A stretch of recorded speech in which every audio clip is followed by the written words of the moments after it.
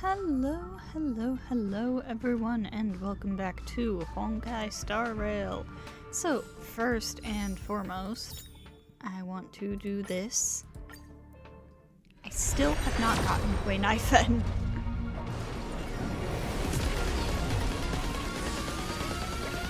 Gwynaifen, please.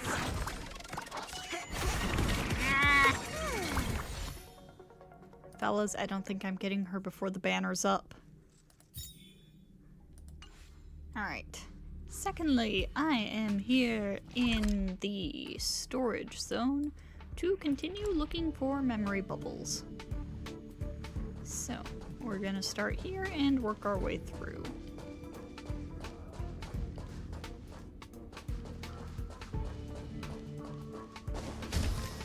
I would like to get through all of the memory bubbles.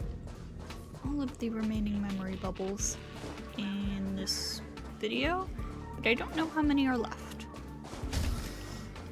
So I guess we're just gonna have to look around. Aha! End of the feast. The end of a banquet. You can see the long table stretching out for more than 10 meters, traversing the entirety of the long and narrow hall. You are holding a beautiful set of cutlery in your hands, with their shiny silvery surfaces still dripping with delicious sauce. All types of gourmet food imaginable are served on the side further away from you. You turn to the left side of the table.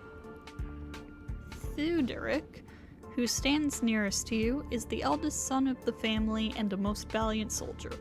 Without him, you cannot imagine how this kingdom could have survived the relentless attacks from the Legion. Next to Theodoric is Clodomir. Clodomir? Your second son, but the ruler of the largest stellar space. Silent and barren planets where people feared to tread are transformed into flourishing places under his leadership. You have high hopes for him, as he is the most crafty among your children. Then you look to the right side of the table. Hildebenia is your eldest daughter and your favorite. She is a fearless warrior with flaming red curls in her hair. Generals in neighboring star systems fearfully call her the Kingdom's Flame. The one next to Hildebenia is Clodania, who never reveals her face in public. What the heck are these names, man? With the brightest mind in the kingdom, she carefully manages from the shadows all the planets under the kingdom's rule. She is your most competent advisor. If they were here, the banquet would be a lively and joyful occasion. But now there's nothing but silence in this rundown hall. You can only close your eyes as you put a chunk of delectable Goria beef into your numb mouth, drowning in memories. You remember Theodoric had passed away not long ago with one of the kingdom's starships. You remember Clodomir had already betrayed you. He exchanged his humanity and millions of lives with the Legion for his own survival. Then you think about Hildebenia and Clodania. You realize the banquet is coming to an end. Indeed, the deadline handed down by that Lord Ravager is fast approaching. My lord, should we surrender to them? Your attendant presents you with that despicable warning notice. It's time to end this. As you are about to pick up your pen, hordes of Void Rangers break down the doors and pour into the hall. Jeez. No more in here. No more memory bubbles. Just memories. In this room. I want to see if anything will happen if I investigate this. What is this? A shattered curio, with particles floating around the crack refracting unstable light. It reminds you of some kind of ancient cathode ray tube device and a mysterious rule that everyone somehow knows. If it's not working, try hitting it. You subconsciously reach out to tap the curio. Not knowing whether it is an illusion, you feel that the light emitted by the strange object is more dazzling than before. You decide to tap it a few more times. Nothing seems to happen. You decide to tap it again. Doesn't seem like anything is different. Still doesn't seem like anything happened, so you decide to keep tapping. Something's gotta happen. The previously dim curio suddenly shines brightly, and you throw up your hands to shield your eyes. Several seconds later, you open your eyes, but the cracks have disappeared. After checking that you're not hallucinating, you decide to tell Asta about this. Oh god, I didn't just start another adventure mission, did I? The back end detected a weird quantum fluctuation just now. You were right beside it at the time. What happened? I fixed a curio! I just whacked the curio a few times and the crack on it disappeared. I can't even believe it myself. I can't believe it either. The back-end data from Panopticon's system does show it has been fixed and is activated at the moment. It's been giving out a steady energy reading. It may be pure luck, but this is too much of a coincidence. Hey, could it be that your hand was blessed by an Eon? Alright, I'm kidding. No matter how, you are the one who did it. I've sent you the reward. Remember to check it out. Oh, cool. What are those even good for? I've got so many of them. Where are they? Oh, I've got 7 of them. I thought I had more. Anyways, are those actually good for anything? Or are they just like a signifier that you did stuff?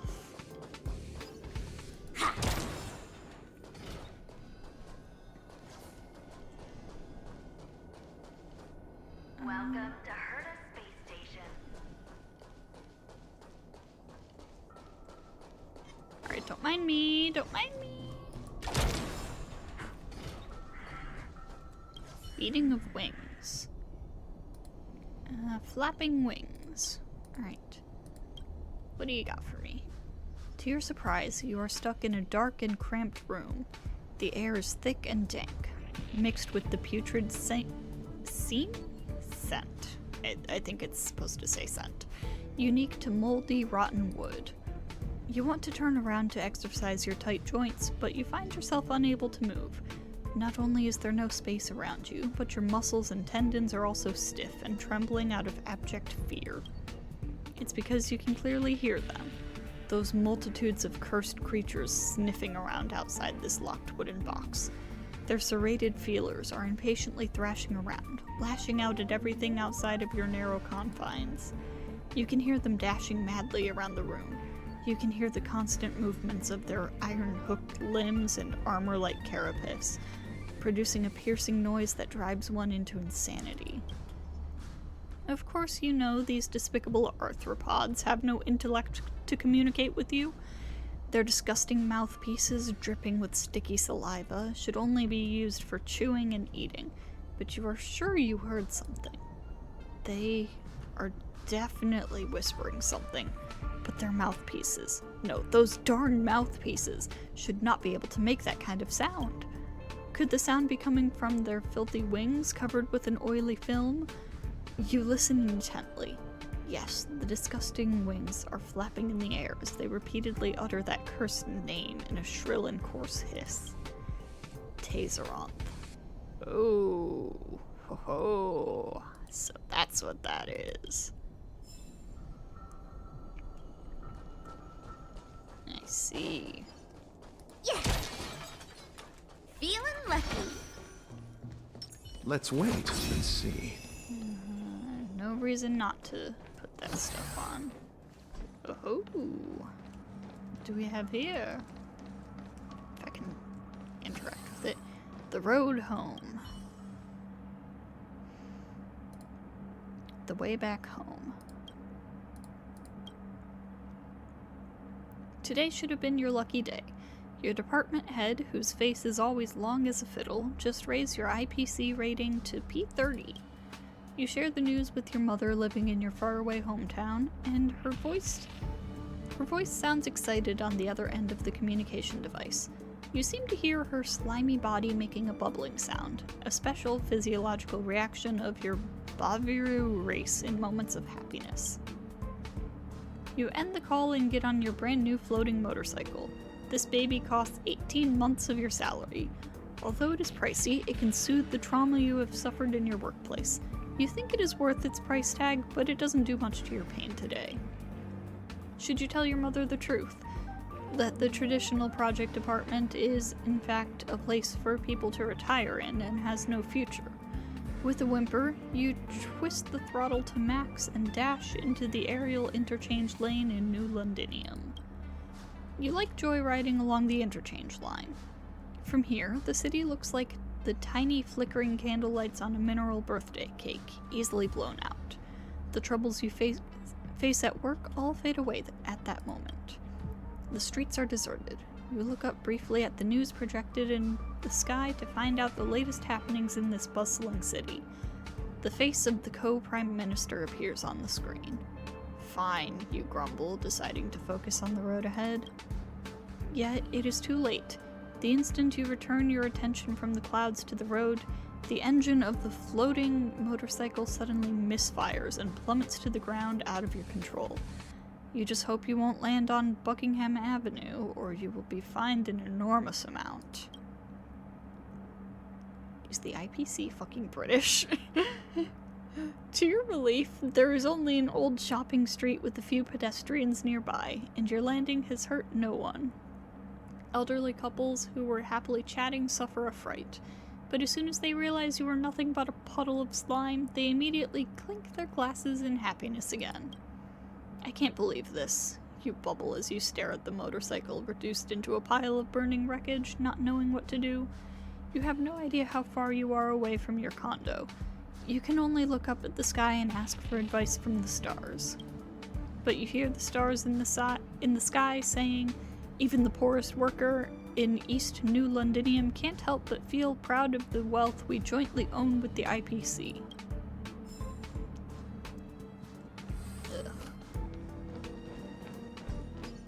Yeah. IPC is most certainly a thing that exists.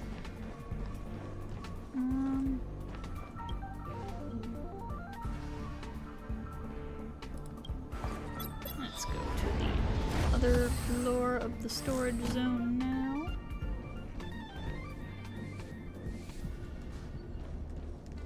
See, here's the thing. The storage zone is, like, huge.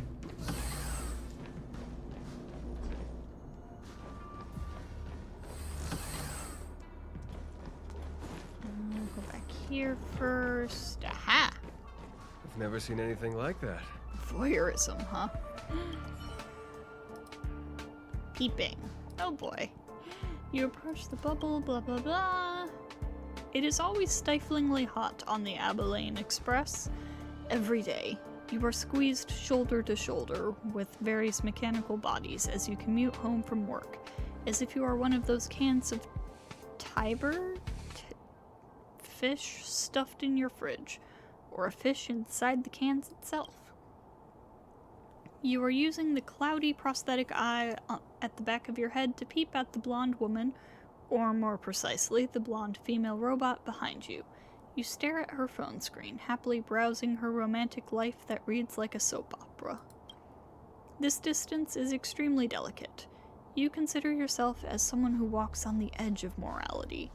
Out of the remaining shreds of your conscience, you deliberately move your frontal vision away. That's totally not because it's easier to peep this way. Totally not. You wonder whether she is a colleague from your department? You have no idea, but you enjoy reading about her interactions and schemes with her 18 lovers. Oh my god.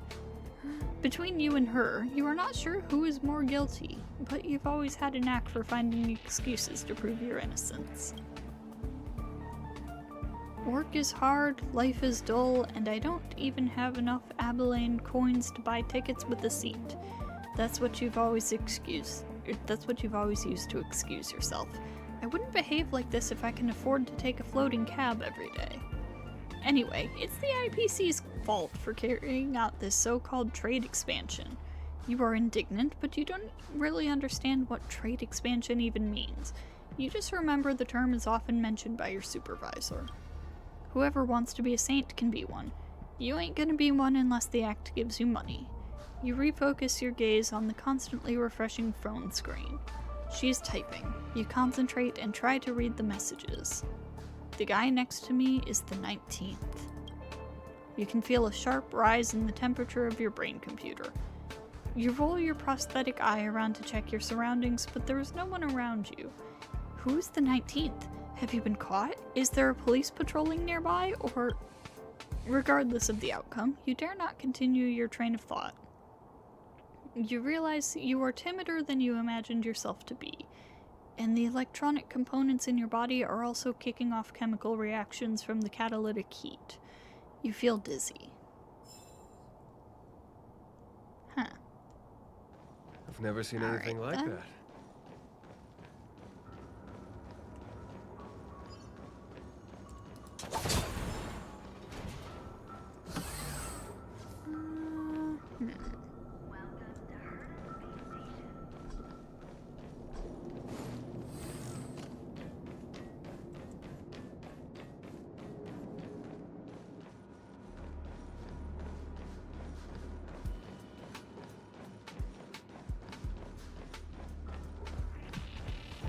Could there be one back here? That's a no. Alright.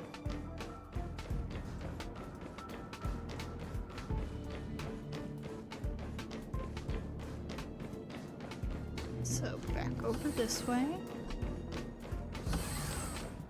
Down here.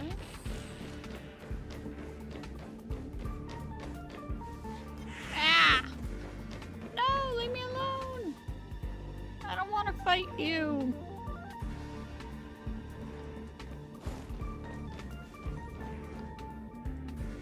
Oh, I'm gonna have to if I want to get past it, aren't I? Because there's that right there. Ah, fine. Out of my way, I'm looking for memory bubbles.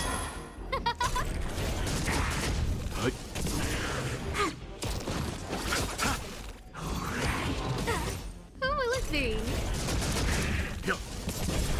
Come on. So rude. We're on a roll.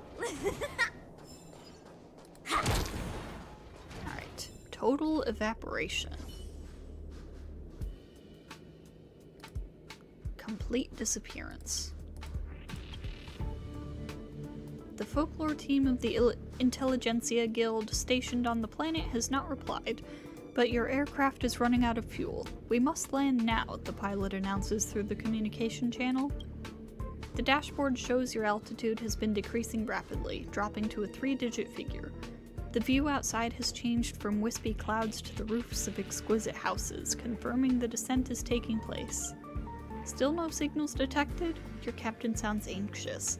In your view, people from the guild are swindlers who hoodwink others under the guise of knowledge. You do not understand why the captain is so worried. All frequency bands are blocked, just like a week ago. The nerd speaks in his usual flat tone. Also, no heat emission of living organisms are detected in the residential areas, or rather, anywhere.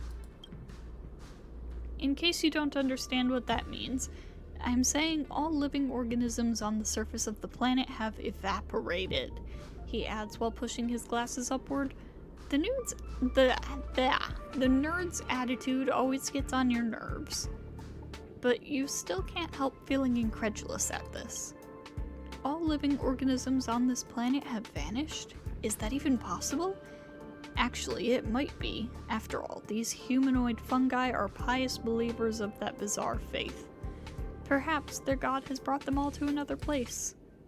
While being absorbed in your thoughts, you are jolted back to reality by a violent shudder from the bottom of the aircraft. It seems like you have landed.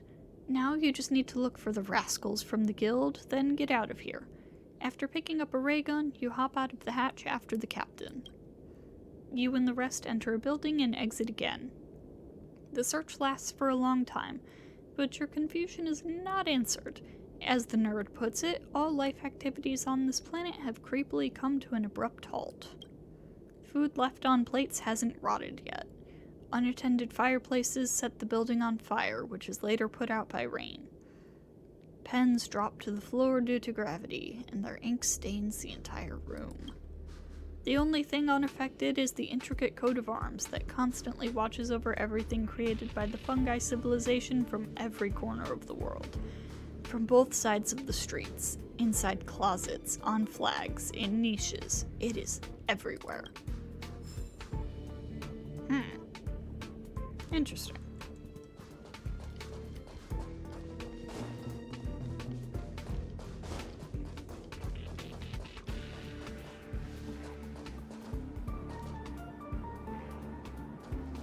Yeah, keep looking out that window, buddy. Ignore me. I'm not here.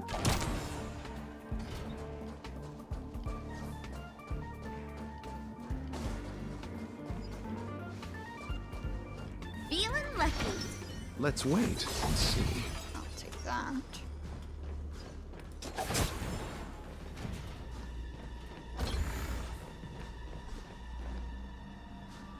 Oh, wait.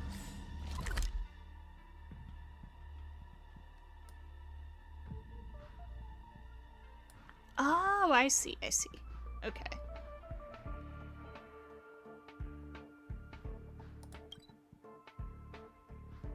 So there was like a little bit up here that I didn't hit, I think.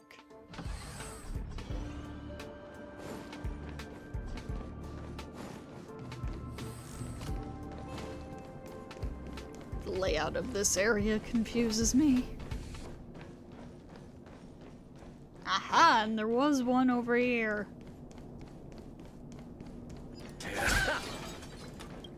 A sneaky something.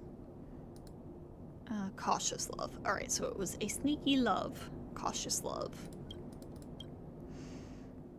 You can't move. Both of your hands are staked onto the ugly and massive portrait. Your body is hanging in midair, dragged towards the ground by gravity, yet unable to fall.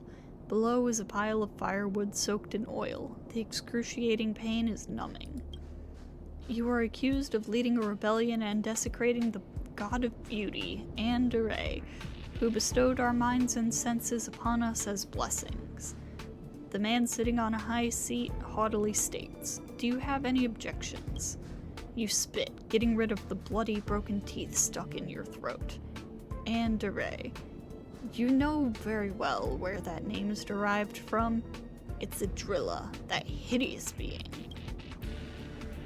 The people fanatically worship them and are grateful for their gifts. But do these people really believe that there is absolute beauty in the world? How foolish. Nothing is perfect, and you understand that better than anyone else. You think of Dr. Howell and how you used to sneak looks at his face.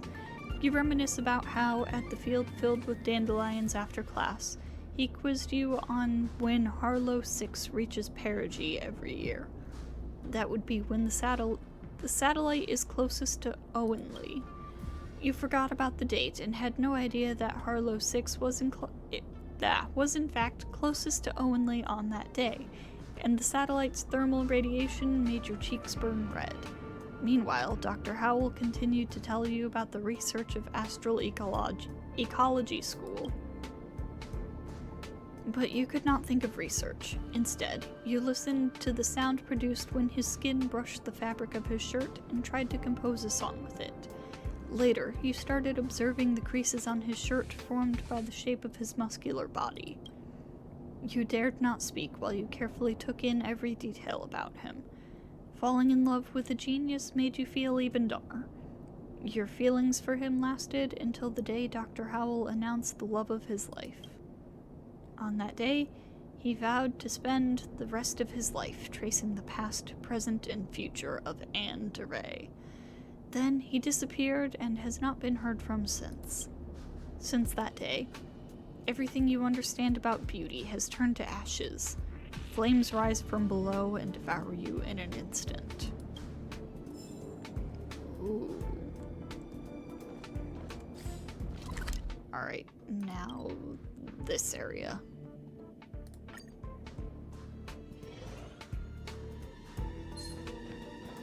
Alright, that's where I came from. So we need to go this way first.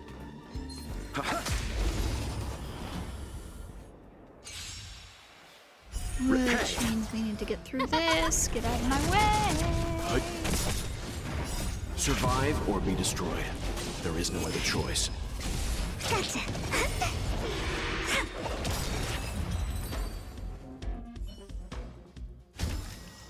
A moment's excitement, nothing more. Feeling lucky. Yeah. That.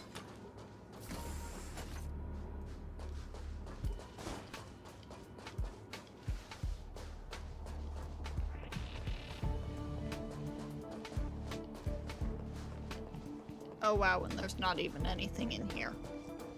Okay then.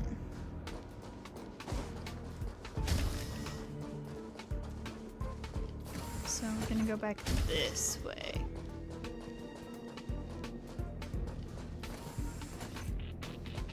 Let me see, do I see anything?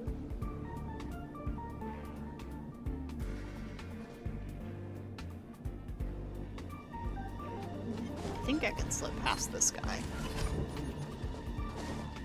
Ha!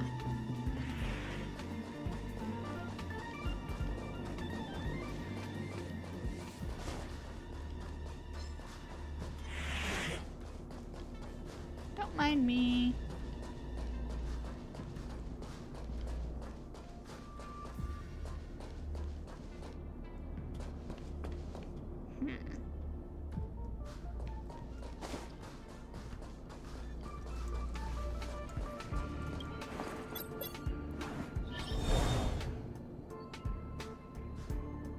Don't know if this is going to work to get me over to that room. Never mind, we're good. We're in the clear.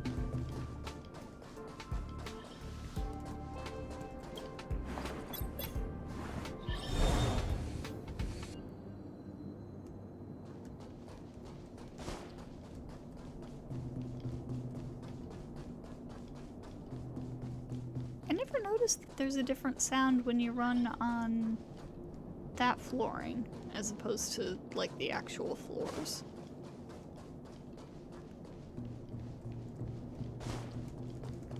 Sounds different. That's neat. That's a neat little detail.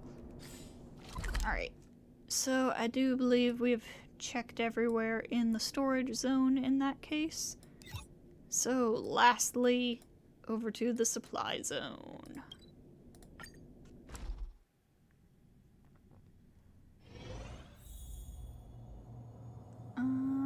We'll start by going this way.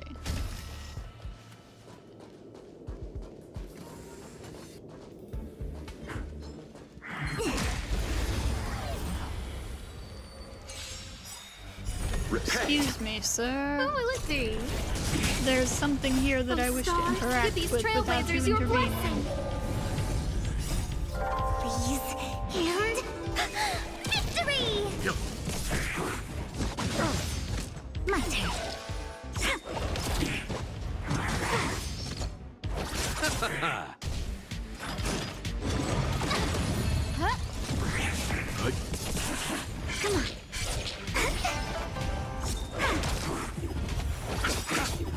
There we go. We're on a roll. Let's wait and see. Alright. What do you got? Feast on a buffet. A feast. Alright. You move through a nebula made of numerous ionized gases. Your long journey has made your digestive cavity feel upset. You desperately want to fill it with something. Anything. You've devoured so many interesting items. A chunk of steel that shoots bright gas currents, a massive ball of fire trapped in a cage of iron, a crunchy rock debris disk. But you've grown tired of eating all that. You want something... What you want is something tastier, and more of it. You flail your tentacles restlessly. Not being able to eat makes you feel so hangry. There must be something tasty around the nebula, right? You feel a little annoyed as you circle about in a high-speed particle stream in misery. All of a sudden, your sensory orb seems to pick up something. Something fragrant, a scent that draws you in. What could it be? Is it something delicious? The filaments in your stomach tremble with excitement. You can't wait anymore. You race off to the source of the aroma, countless tubes and feeders swinging about violently. You haven't had this kind of feeling in forever. A primitive impulse shoots into your endoderm from your peripheral nervous system. It's thirst and hunger. The scent grows more intense. You can't resist the urge to extend your umbrella of a body as you throw your whole being into this dazzling aroma. You're so close, so close. Now it is the time for a grand feast. What comes into your field of vision is a massive planet. It is truly a big, big celestial body. You were still young, so you never imagined that a planet could be so big. You had previously assumed they were all small enough for you to swallow whole. Yet the planet before you is easily 3 times the size of your body. That makes you wonder whether your digestive cavity could fit it. How many days would it take to consume the whole planet? Your worries slip away before long. After all, you have plenty of time. You are the youngest in your amoeba slime mold tribe. It's a mold! You have far more days ahead of you than behind. You realize that you can eat for as many days as you like. Eating is your destiny. With this in mind, you happily burrow into the viscous atmosphere made of hydrogen and helium. You start looking for a place to begin your meal. Do you want to taste the scorching molten core first? Or the cool clouds of ammonia? It's a buffet of planetary proportions. Oh, what do we have here? Confession letter. Huh.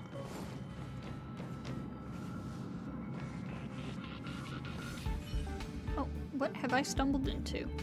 The people in the conference room are so noisy that you can't even hear what anyone's saying.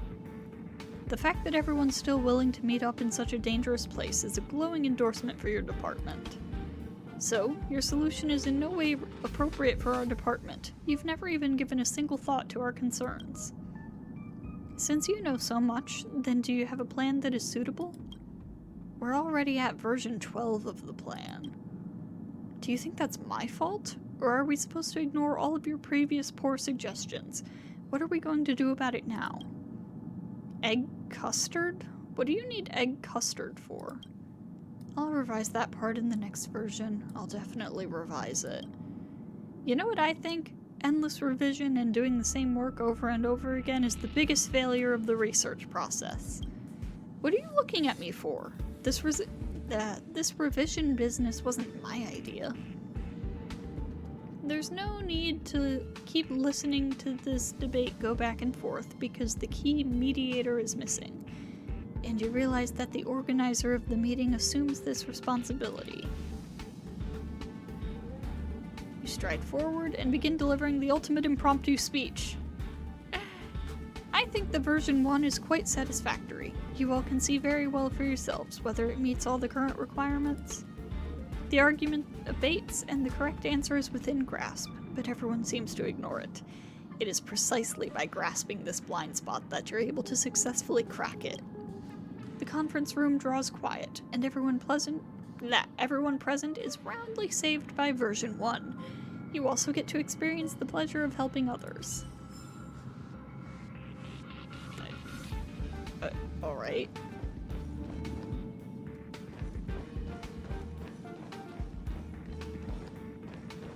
You guys, good? I can't talk to any of you.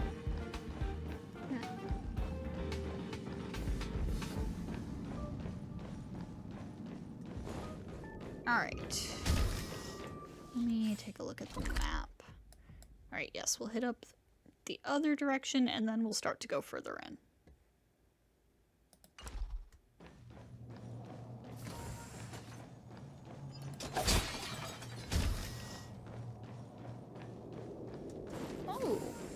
Oh, that's right, these things are around too. These origami cranes. It can solve your lack of access permissions. You can't wait to unfold it. Ha! Of course the password's gotta be simple, right? Oh yes, definitely simple. Let me just, where is... snipping tool? me just screenshot that real quick. It's 1 2 3 3 2 1 1 2 3 4 5 6 7. It is simple, but I don't know if I would necessarily remember it. Also, I don't remember what that password is supposed to be for.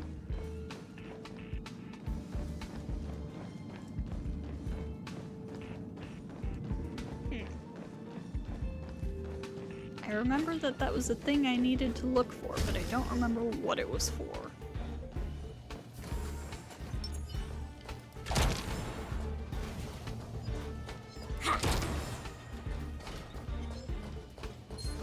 Alright, can I get past you guys? Yeah! Oh, hey. Bubble.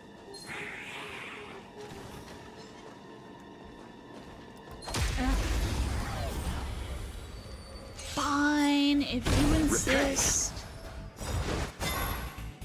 The dead return! Actually, Poetry.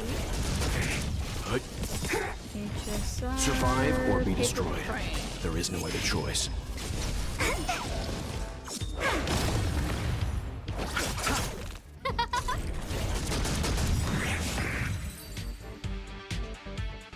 Electrical room, storage zone. We're on a roll. Okay. Well, I'll look into that after we get all of the bubbles. I missed what that one said. Cute pet. You approach the bubble, blah blah blah. You feel a sense of unease that pervades the air. You hear from the others, mostly from Adder, the one person on the team who's always getting the latest news, that the Emperor has dispatched a special force to the construction site. The reason for this development remains unknown. I heard they already arrived at dock number 1. Adder seems on edge as he incessantly rubs his hand against the fluff ball in his arms. He's named the creature Fluffies. To be honest, it isn't the most creative name. These fluff balls are beloved among the construction team, so much so that practically every member has one. Of course, you do too. You named yours Big O because it's orange. Your pet is currently snoring away on your shoulder. You lovingly rub what you assume is most likely its head. Like always, this brings you a bit of comfort. If you didn't have this little pet, you wouldn't be able to stand the harsh construction environment and the monotony of work and life. So, I've heard something. Keep in mind, I don't know for sure. Adder starts to say, you think he is well on his way to pulling out all of the Fluffies' fur. The Emperor probably knows about the Fluffies. It's quite likely the Special Force is here to exterminate them. You can't even fathom it. Look at how cute Big O is. Can anyone resist petting its delightfully soft fur or listening to its satisfied purring? If you think about it, they are clearly docile creatures. Why exterminate them? Ah! Your supervisor buries his head in his fluff ball and takes in a gulp of air. That decrepit old emperor. Firstly, he sends us to make his tomb at this godforsaken place, and now we can't even have pets. Ridiculous. The dim dormitory falls silent for a moment. You two look at your two co-workers, then look out the window. You see the mechanical eye that remains suspended in the sky, creating a repressive atmosphere with its feeble light. You all sigh together as if on cue. Big O stirs on your shoulder. It seems to have woken up, likely because of the hurried footsteps outside the door of the dormitory. They're here. Adder urges you all to move fast. His throat seems to tremble as he speaks. Hurry, hide them. Adder's words are abruptly cut off. Just as you start to worry and want to turn around to see what happened to him, you faintly make out a giant hairy mouth dripping with blood in the darkness. So the Fluffies were not so docile after all? Is that what it is? Oh, leave me alone.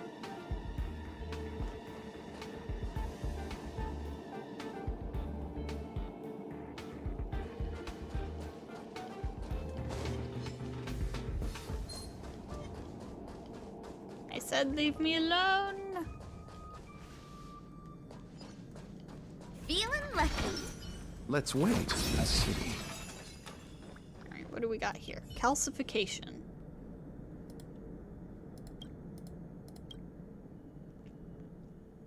What did they say?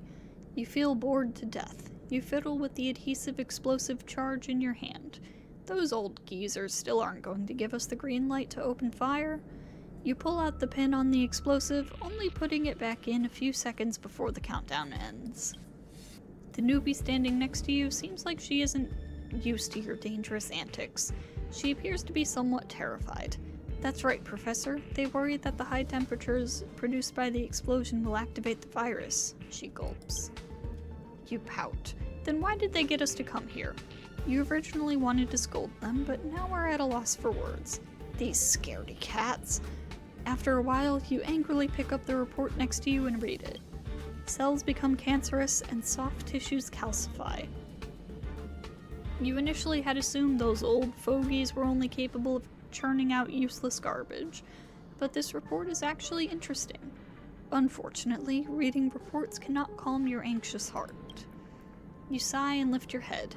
You look at the pallid ruins in the distance. Your analysis revealed that these twisted ruins, which look like bone spurs, have a history that goes back 400 amber eras. Despite its age, it mysteriously appears as if brand new, just as how it would have looked 400 AEs ago. You are confounded by this enigma. You are a seasoned armed archaeologist. You long to unravel all historical mysteries. Yet they're holding you back from using your school's tradition. You should be blowing a hole into the surface of this bone spur and carrying off valuable artifacts. The fact that they won't permit it makes you seethe with anger, but you choose to compromise. You recognize that their concerns are not groundless. You can't pay for this with your life. You settle for doing things the old way. You work to live, not live to work. You smack your lips in anticipation and start to plan your next steps. You don't get to think for long. A loud voice breaks your train of thought. Hey boss, we found something good. It's Rowan. But what is he saying? You've clearly told him to sit still and wait for further instructions. Oh no, you suddenly realize something. You want to stop him, only to discover that you can't speak.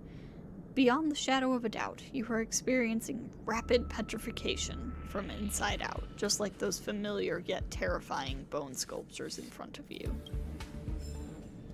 Oof. Right, yeah, there's not going to be another one down there. Let me see, I came in here, went over here, and then...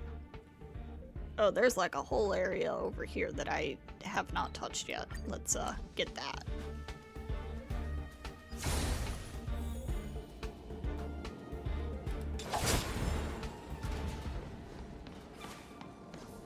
Where does this go?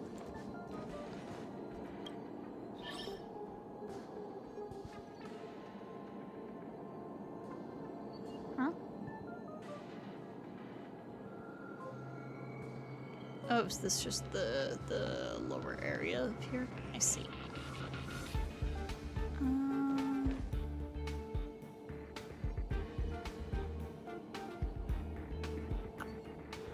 We'll go back up.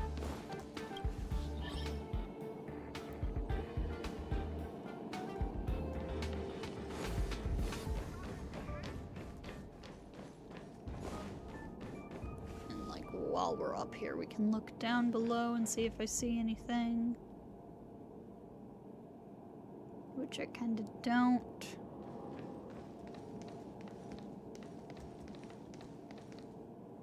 Yeah. Yeah, I think we're good down there. Does not appear to be anything of note down there. Alright. So back over here. And we go this way. Nothing in here. We are gonna have to fight this guy. Repay. I of my way! Oh, stars, give these trailblazers your blessing. Be gone! Wow, my turn.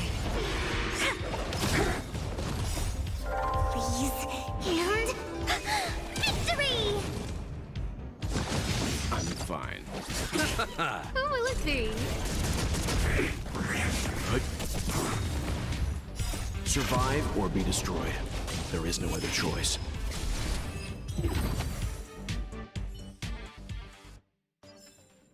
A moment's excitement. Nothing more. Alright, so down here, then through here. Simple enough.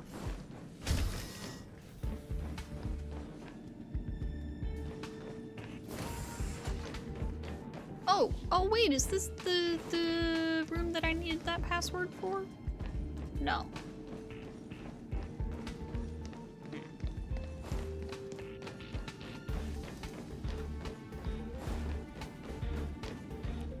There is nothing in here. Except for the weird toilet.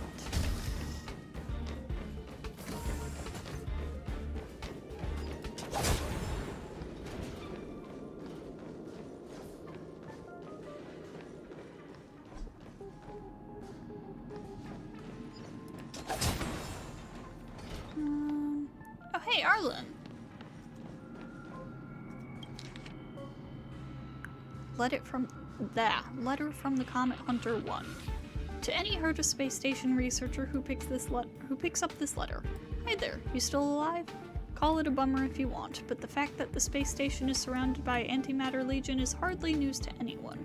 The entire universe knows about it except for the indifferent, head-in-the-sand bunch worshipping preservation. Other folks would at least make a bet during their downtime on how much time the space station has left. If you ask me, I'd say the space station is done for. Didn't think the Legion would actually do their job this time. Bad news for the space station, though. I, on the other hand, made a small fortune out of this. I wonder how livid your Madame Herta must be. My new boss has made it clear. If this genius really does help, the Intelligentsia Guild is willing to put everything on the table as long as she recognizes that the Genius Society is not any better than the Intelligentsia Guild. What say you? Tell her about this generous offer. If things do work out, send your reply to the Tavern World's End. There's a seat if you walk in, turn left and walk 5 steps. You'll find it on the 9th row, the one with an iron bell and an Aster falsifolius plant hanging over it. Shove the letter under the 4-liter Capocali tankard. Ha! Obnoxious former researcher of yours, Hosea Lazaro. Alright, Arlen, as long as I'm here, What else you can got I do for anything the for me? space station? Nope, you're good.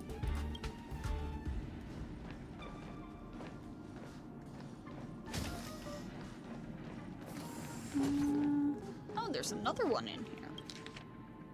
Letter from the Comet Hunter 2. To young researchers in the Department of Cosmic Geography. My young fellows, pals, or whatever, behold, a tapestry lies before you on which your former Department of Cosmic Geography colleague waved in his discovery and realization, after he made a breakout from the Herta space station for the Grand Cosmos. The Interestral Peace Corporation won't sell you a word of what I'm about to say, even if you hand them a million worthless credits that you have to sell your homes to get. And do you know why? Because what I'm saying here is about freedom, rebellion, and instability, things that evoke hatred from the IPC, which loathes risks and only cares about making employees mindless machines. The best the IPC can offer is to distract you with 1,000 exotic wares and 1,000 false choices from what really matters. This is precisely why it attempts to please many factions. It's trying to hide the reality we live in under a facade of false prosperity and happiness. Now is the time to face the truth. When I was with the Herta space station, the Department of Cosmic Geography was looked down upon by all other departments. Those self-righteous biologists, politicians to be, fortune-telling conjurers and profiteers, all of them despised us, thinking that we were too incompetent to study anything else other than playing with stones and mud. But once you leave the Herta space station, you'll find that truth couldn't be further away from what they led you to believe. Our knowledge of the scale of the cosmos is on par with that of the nameless who traverse the universe. Our desire to learn more about the geography of the universe was once blessed by the Trailblaze Eon, who laid down star rails to connect the planets, linking the far corners of the universe, even the dark areas. The deity goes by the name of Akivili. On this course paper that didn't cost me a penny, I share with you the teachings they left us before passing away. Be proud and look skywards. If you feel things are not going your way and that all is without purpose, or that the universe is dark and cold, blow a hole out of the Herta space station. Make a breakout from the space station. You will find that the cosmos is yours to explore. I know this because I have done so. Disclaimer. The content of this letter is only for members of the Department of Cosmic Geography only. Don't hold me accountable if you brats from other departments try to follow suit. Former member of the Nameless, and now an armed archaeologist of the Intelligentsia Guild, Hosea Lazaro. I love this dude. I guess I got the third one already.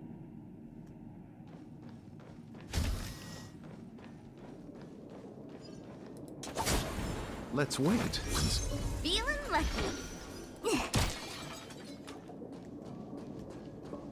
I guess the achievement I got was for getting all of his letters. Yep.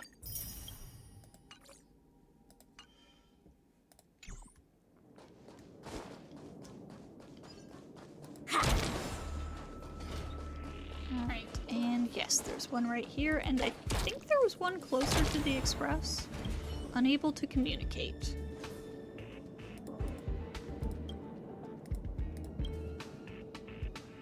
In your view is a stretch of sticky, unruly, and unattractive red mud.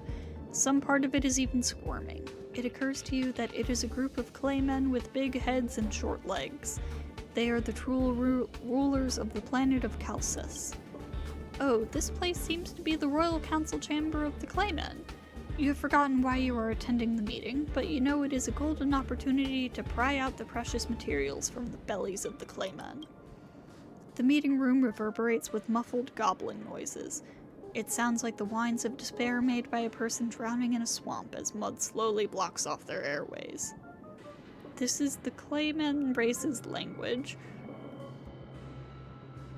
but you can't understand a word of it. You have yet to implant a synesthesia beacon. The meeting is boring you to tears. On Calcis, anyone can speak their mind, the interpreter relays to you. The Clay Queen gazes at you, and you wonder where the Queen's eyes are. The synesthesia interpreter says, This mission rests upon our shoulders. Together, we will defend Calcis from the calamity that is the wet season. The Clay King is overcome with emotion. Meanwhile, you stare out the window, racking your brain as you ponder what kind of texture the meat of clay sheep would have. By the stars, you can't take it anymore. Listening to the prattling of the talent motivation department's top brass would be more interesting than this muck. Oh, I see. This is an IPC guy. You can't resist the urge to roll your eyes, but suddenly notice the king is staring directly at you. Thankfully, the king just wants to invite you, a rare earth management consultant from the IPC, to speak on the stage. Problem? You're just an outsider. What could you possibly know about the future of Calcis? Haha! You've got it! You roll your dry eyeballs slyly and swiftly, then flash the king a standard yet dazzling smile. You take to the stage and release an unending waterfall of sounds in what you imagine their language to be. The crowd of claymen cry as they hear you speak. You worry they might dissolve in a puddle of their own tears. You laugh and shrug toward the interpreter as you say, this planet doesn't have a shred of hope because the claymen won't make it past the wet season. He says that there is so much hope for Calcis, the interpreter says as he nervously sweats. This is a common language. Universalism, you understand. By joining the IPC and being united, there will be no communication barriers.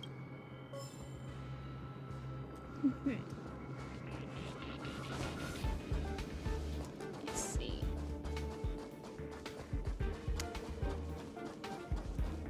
IPC is most certainly a corporation. Aha. Digestion.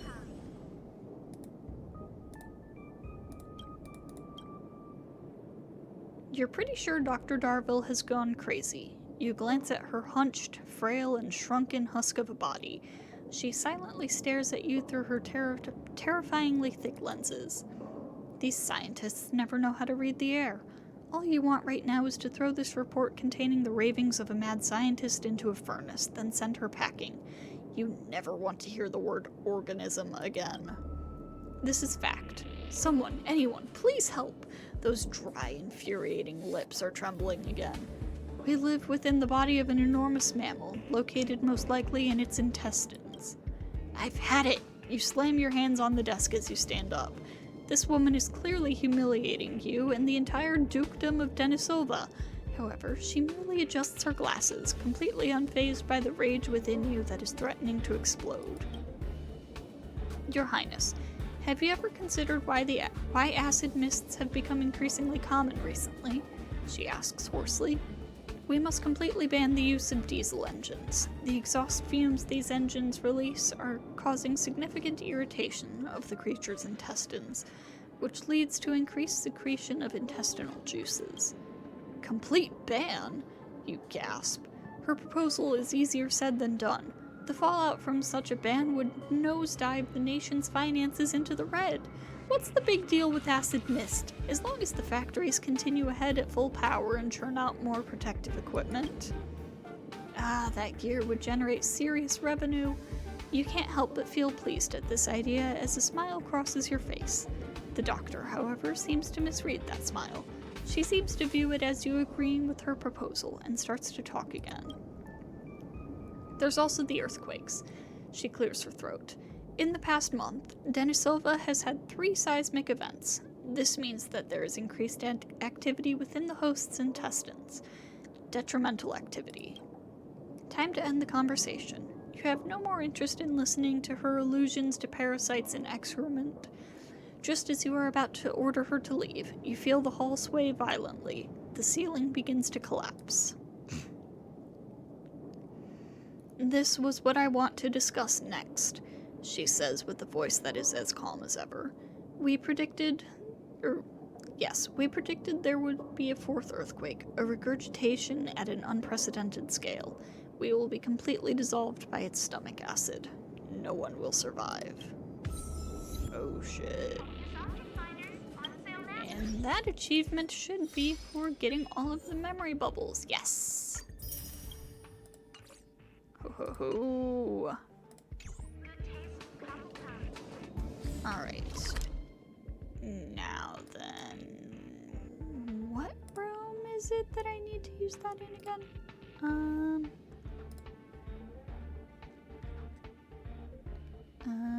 Storage zone, electrical room.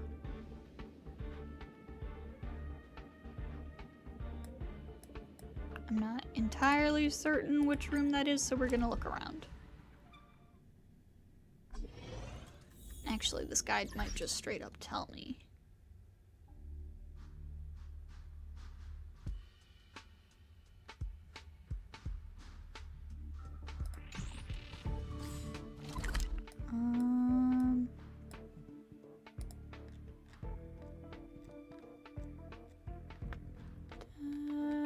No, it does not.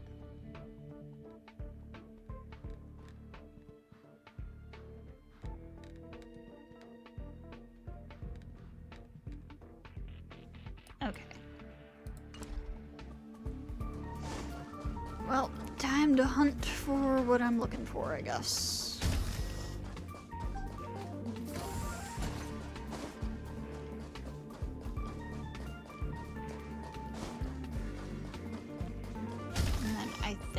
May be the very last thing I have to do here on the station.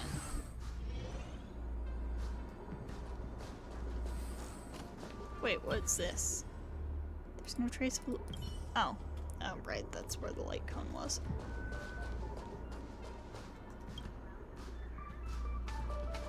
Um,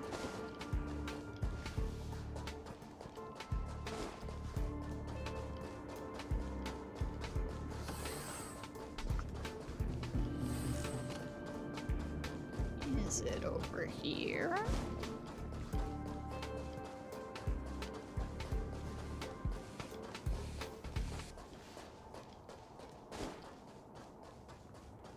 Nope. Oh, there's something in there though. Hold up, hold up.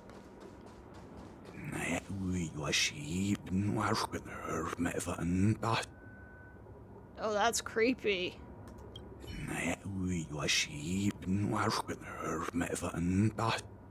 The strange voice is saying something over and over. You trace it back to the source and listen carefully. This voice seems to contain some kind of poignant meaning. Poignant? I think that's how you say that.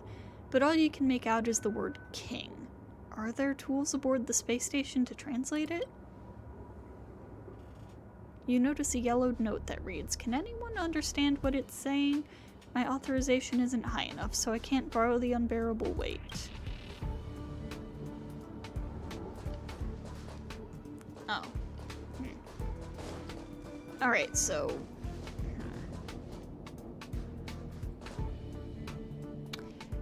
I don't think this stuff is gonna take too long. That's the thing. So, yeah, I'm willing to let this episode be a little bit long for the sake of wrapping everything up. So what fucking room am I supposed to be going in?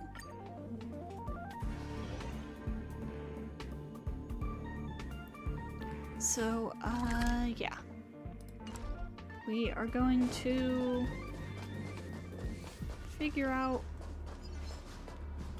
where this goes, where this password goes, and then we're going to go check out unbearable weight, I guess, and see what the deal with that is.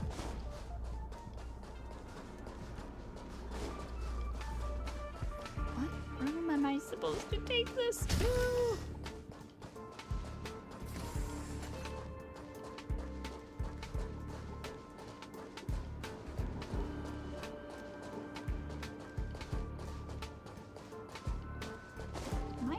Zone? Is it here?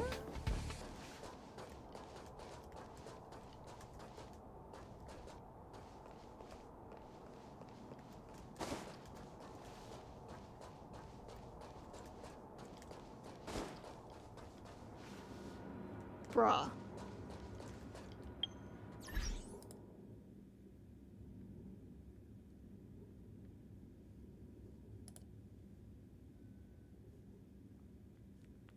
All the guides I'm finding are like where to find the cranes?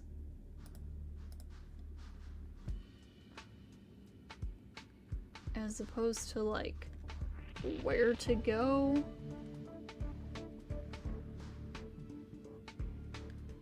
Okay, electrical room in the supply zone. Which room is that? Can I get an image that shows me what room it is?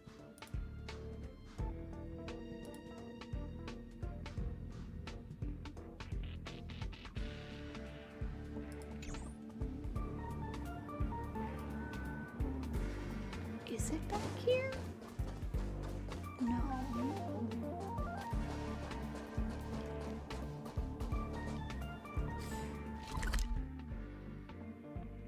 Oh wait, supply zone.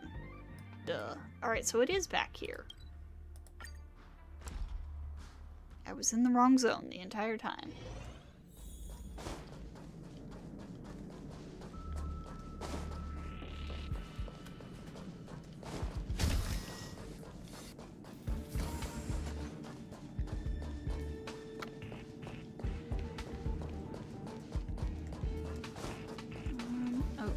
Okay, so not back here.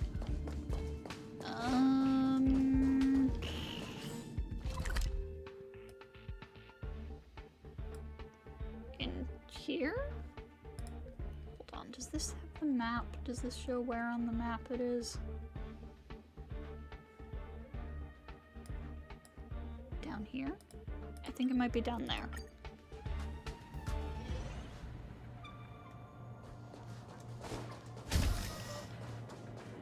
Ah! I see a sparkly. Alright. Alright. Device activation.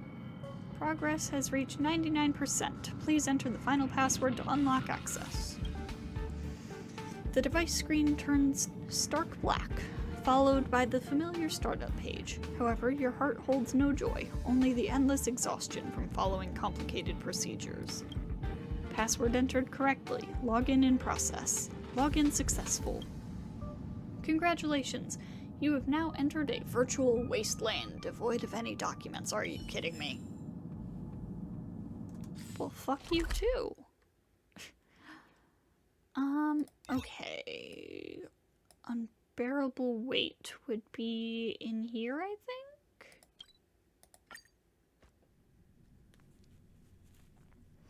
I know it's in the same room with, like, the glider and Himiko's sword and stuff. So, yes, it is in here.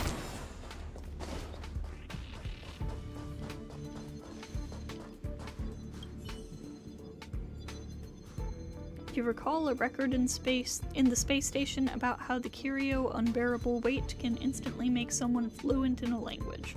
After careful scrutiny, you conclude this crown before you is none other than the wondrous unbearable weight. Valuable learning opportunities cannot be squandered. There's no need to be so cautious. Language barriers are a thing of the past ever since the Intelligentsia Guild recreated Elias Salas's synesthesia beacon technology. Use it when you have the chance. Learn the language the strange voice is speaking in. A completely new language floods your synapses. You feel dizzy, and a huge boulder seems to be weighing down on your head. Congratulations! You've learned a whole new language! Now you finally understand the reason behind this curio's name. Whosoever named it must have also experienced the same crushing weight upon their head. Alright, now where was that? It was like over here somewhere, wasn't it?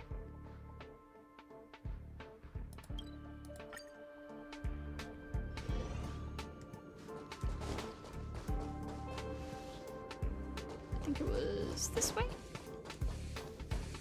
Maybe?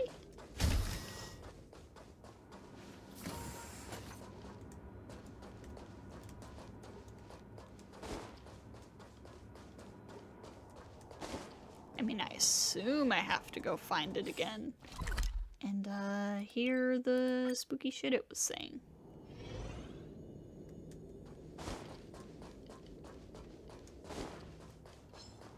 Oh. No, sir.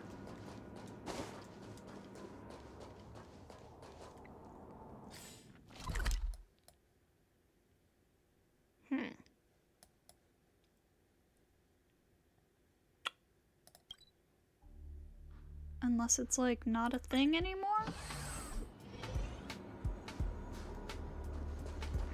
Oh, wait. Is it over here?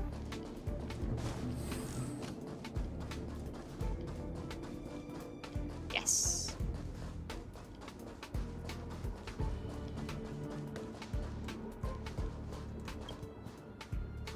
And you shall be crowned the Emperor of Totten.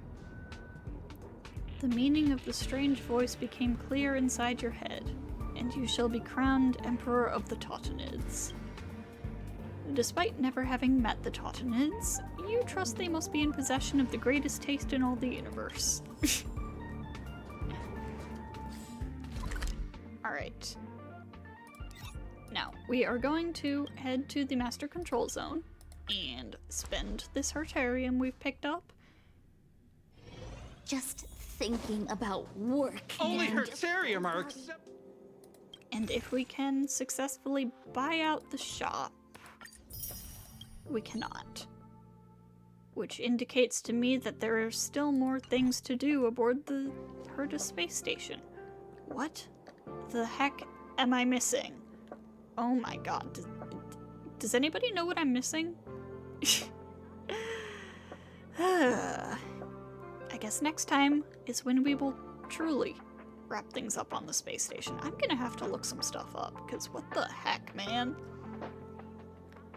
I'll see you next time.